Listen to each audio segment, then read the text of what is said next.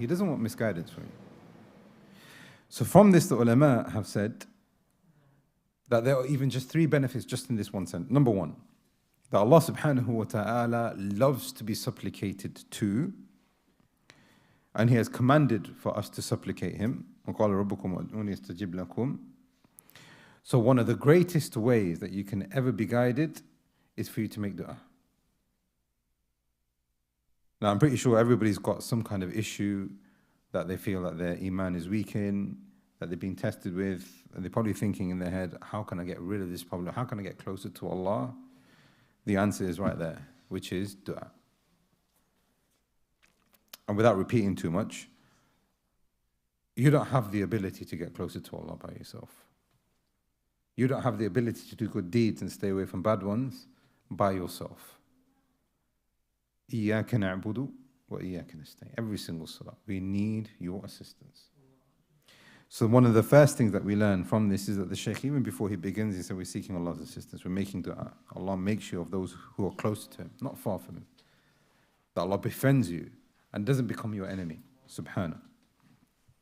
Also from the benefits of this, and we said that there are 3 benefits. Also from the benefits of this is that the person will not attain ilm except if he asks Allah subhanahu wa ta'ala for it. Now this is a repetition really, it's the same thing as the first one, but it's a bit more specific now. That a person will say, okay, I want to be guided, make dua, ask Him to guide you, He will. Why wouldn't He? If you sincerely ask Him that you want to do good deeds, why would He turn you away? I don't want this person to do good deeds. But the thing that comes off that is, okay, now I want to do good deeds, but I also want knowledge. I want to be a wise person. I want to perhaps have, high aspirations. I want to, memorize the Quran and different things. How? How can I do that? He's telling us that this is the way. Also from the third thing, now this is actually connected, all 3 of these points really, but this third one is actually connected to methodology.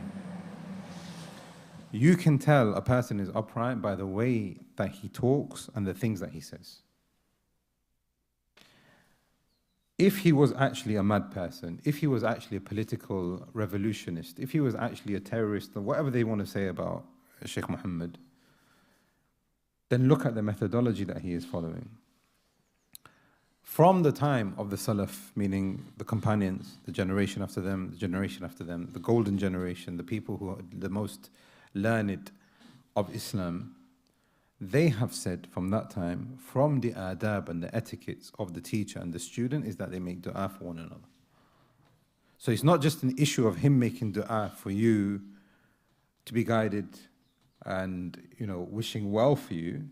This is now an issue of methodology, which is that this is the practice of how the scholars were and how they've been throughout the ages. So I'm following what they're doing. I'm actually behaving like the way that they behaved. I'm actually following the footsteps that they have left for us to follow. So this is now another very important point. And just from that first sentence on understanding who the author is and the content of this book. Then he continues.